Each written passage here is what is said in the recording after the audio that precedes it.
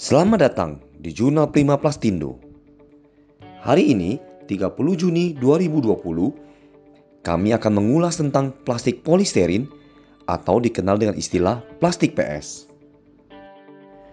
Kami yakin sahabat Prima Plastindo sering melihat di beberapa kemasan produk plastik yang memiliki kode segitiga dengan angka 6 di tengahnya. Itu adalah kode kimia yang dipakai untuk mengidentifikasi bahan plastik jenis polisterin. Jadi, apa itu polisterin?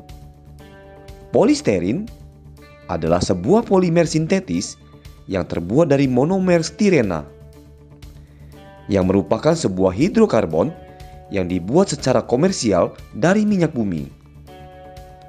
Polisterin atau dikenal dengan PS dibuat dari polimerisasi styren yang merupakan jenis bahan blok bangunan yang digunakan untuk menghasilkan berbagai produk plastik.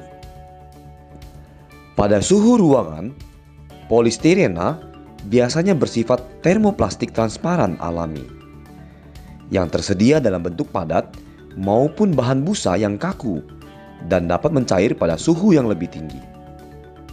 Polistirena pertama kali ditemukan pada tahun 1839 oleh Edward Simon, seorang apoteker Jerman. Ia menyuling sejenis zat berminyak dari getah pohon gum manis Turki atau dikenal dengan liquidambar yang dinamai styrol. Setelah beberapa hari penemuannya, Simon menemukan bahwa styrol yang dihasilkan dari monomer telah mengental karena oksidasi menjadi bentuk jeli yang ia beri nama styroloksid.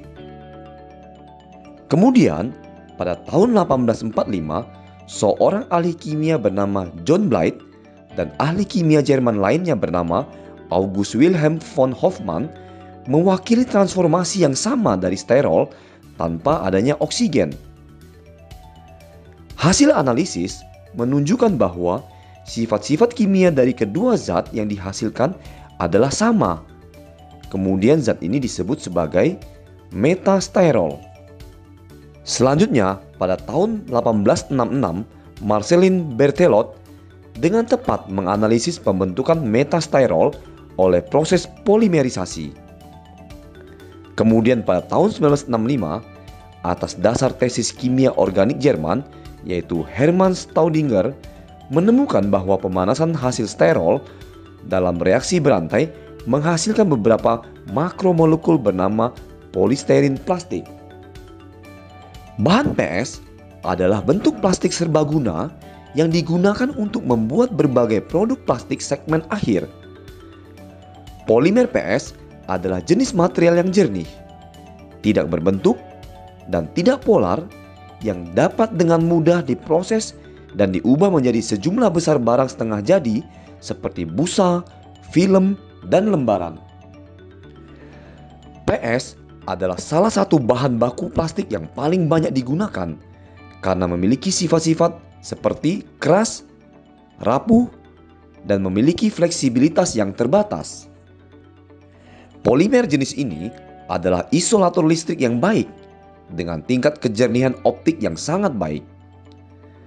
Selain memiliki ketahanan kimia yang kuat terhadap asam dan basa encer, bahan plastik PS memungkinkan fabrikasi mudah menghasilkan sejumlah besar barang jadi. Bahan plastik PS juga memiliki sifat yang mudah diperluas dan memungkinkan aliran yang baik. Bahan-bahan ini sangat tahan api di alam dan memiliki titik lebur pada kisaran 240 derajat Celcius.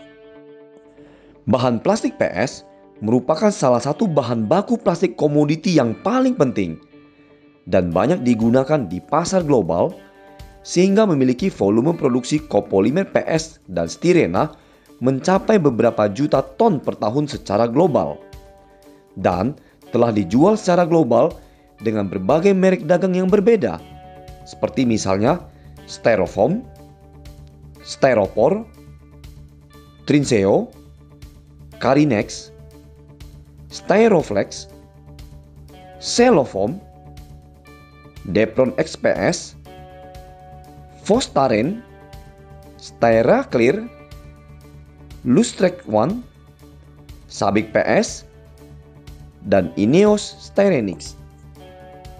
Bahan baku polisterin terbagi dalam 3 jenis yang berbeda. Yang pertama yaitu GPPS atau dikenal dengan General Purpose Polystyrene. Ini merupakan bentuk polimer murah dan mudah diperoleh. Bentuk plastik ini sepenuhnya transparan dan kaku atau sering dikenal dengan Crystal Clear PS yang diproduksi dalam bentuk biji pelet berukuran 2-5 mm dan biasanya terbuat dari stiren monomer. GPPS banyak digunakan untuk berbagai aplikasi dalam berbagai industri pengguna akhir yang memproduksi sejumlah barang dalam berbagai bentuk, misalnya seperti kulkas, AC, peralatan elektronik lainnya, perlengkapan medis, optik, komponen otomotif, dan kemasan barang sekali pakai. Sejumlah besar barang yang diproduksi dengan menggunakan PS dibentuk oleh cetakan injeksi, termasuk peralatan makanan, cangkir, wadah CD, wadah kosmetik, mainan, cup, dan lain sebagainya. Ini terutama digunakan untuk memproduksi 2 jenis produk setengah jadi, yaitu PS Sheet yang berupa lembaran dan juga PS Foam. Barang setengah jadi ini banyak digunakan untuk menghasilkan produk akhir untuk berbagai segmen pasar akhir. Selanjutnya, jenis yang kedua dari bahan baku polisterin adalah HIPS atau dikenal sebagai High Impact Polystyrene karena merupakan polimer yang berdampak tinggi. Bahan baku ini dihasilkan dengan menambahkan karet atau dikenal dengan butadiene sebanyak 5 hingga 10%, sehingga meningkatkan fleksibilitas dan ketahanan benturan yang lebih tinggi. HIPS banyak digunakan dalam produk-produk elektronik seperti casing, kabinet, dan komponen-komponen lainnya. Juga digunakan untuk memproduksi peralatan rumah tangga seperti misalnya sapu, sisir, baskom, gantungan baju, cup, dan berbagai kemasan lainnya.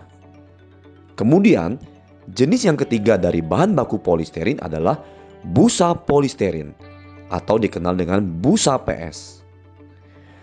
Busa PS adalah bentuk lain dari barang setengah jadi polimer yang selanjutnya digunakan untuk menghasilkan produk konsumen segmen akhir. Busa PS terdiri dari 95-98% udara dan merupakan isolator panas yang baik. Oleh karena itu, secara luas digunakan sebagai bahan isolasi bangunan. Sifat rendaman busa PS membuatnya sangat cocok untuk industri pengemasan. Karena sifatnya yang sesuai dan biaya yang rendah, busa PS terbukti menjadi persaingan yang kuat untuk bentuk lain dari polimer yang digunakan dalam industri pengemasan. Busa PS juga digunakan di sektor konstruksi untuk pembangunan sektor arsitektur non-berat. Busa PS juga memiliki sifat umum lainnya, misalnya ringan dan portable. Selain itu, mudah didaur ulang dan dapat dengan mudah dilaminasi dengan resin epoksi. Dan juga memiliki insulasi termal yang tinggi sehingga sangat ideal untuk pekerjaan bagian luar dan dalam ruangan. Juga tahan terhadap kelembaban dan kompresi, memiliki harga murah dan sangat tahan lama, dan dapat diproduksi menjadi berbagai bentuk, ukuran, dan bahan kompresi. Bahan busa PS pada umumnya diproduksi dalam 2 bentuk yang berbeda. Yang pertama adalah Expanded Polystyrene atau dikenal dengan EPS. Ini adalah jenis bahan baku yang berbentuk busa putih yang memiliki sifat kaku, keras, dan ringan, yaitu pada kisaran 15-30 kg per meter kubik. Bahan baku EPS sepenuhnya dapat didaur ulang dan dapat digunakan kembali untuk menjaga keseimbangan lingkungan. Karena sifat teknis dan fisiknya yang menguntungkan, misalnya seperti ringan, kaku, dan mudah dibentuk, EPS mulai digunakan untuk berbagai aplikasi dalam kehidupan sehari-hari. Misalnya untuk memproduksi lembaran, tempat minuman panas, lemari es, isolasi bangunan, dan kemasan. Lalu, bentuk yang kedua dari bahan busa PS adalah extrusion polystyrene atau dikenal dengan XPS. Ini adalah bentuk lain dari busa yang menawarkan peningkatan kekasaran pada permukaan dan kekakuan yang lebih tinggi dengan konduktivitas panas yang berkurang. XPS memiliki kepadatan sekitar 28-45 kg per meter kubik atau hampir sama dengan komposisi kimia EPS.